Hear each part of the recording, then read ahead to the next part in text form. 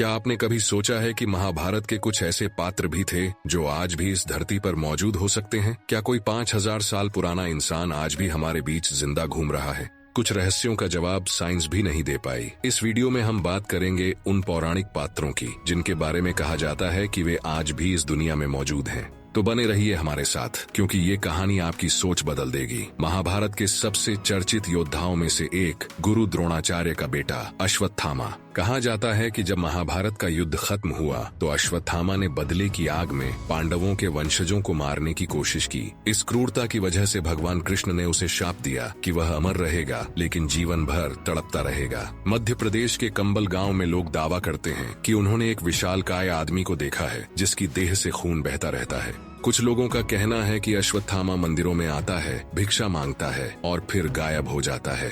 200 साल पहले एक ब्रिटिश अधिकारी ने अपनी डायरी में लिखा था कि उसने एक रहस्यमयी आदमी को देखा जो खुद को अश्वत्थामा बताता था। भगवान हनुमान को अमरता का वरदान मिला था। रामायण में लिखा गया है कि जब तक धरती पर राम का नाम रहेगा, हनुमान जी इस धरती पर रहेंगे। क्या हनुमान जी आज भी इस पृथ्वी पर हैं? कुछ साधु संतों का कहना है कि वे आज भी जंगलों में ध्यान मग्न हैं। लोगों का मानना है कि तिब्बत और हिमालय के गहरे जंगलों में वे निवास करते हैं। पौराणिक कथाओं में कहा गया है कि कलयुग के अंत में जब दुनिया में संकट आएगा तो हनुमान जी प्रकट होंगे। कृपाचार्य, जिनकी उम्र कभी खत्म नहीं होती, महाभारत के सबसे रहस्यमयी पात्रों में से एक थे। कृपाचार्य कहा जाता है कि उन्हें अमरता का वरदान प्राप्त था। क्या कृपाचार्य आज भी जीवित हैं? कुछ तांत्रिक मानते हैं कि वे आज भी हिमालय के किसी रहस्यमयी स्थान पर साधना कर रहे हैं। कुछ कथाओं के अनुसार कलयुग के अंत में जब भगवान कल की अवतार लेंगे तब कृपाचार्य भी उनके साथ रहेंगे। विभीषण, रावण के भाई, आज भी जिंदा। लंका के राजा रावण के छोटे भाई विभीषण को भी अमरता का वरदान मिला था। उन्होंने भगवान राम की सेवा की थी, जिसके बदले में उन्हें ये वरदान प्राप्त हुआ। क्या विभीषण आज भी धरती पर है?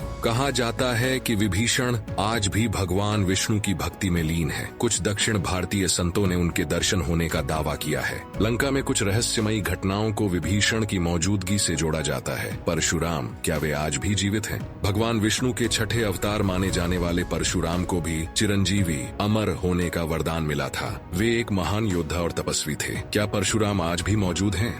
कुछ शास्त्रों में लिखा है कि परशुराम महेंद्रगिरी पर्वत पर रहते हैं और ध्यान साधना करते हैं। कई संतों का कहना है कि परशुराम जब कल के अवतार आएंगे तो उन्हें शस्त्र विद्या सिखाने के लिए प्रकट होंगे।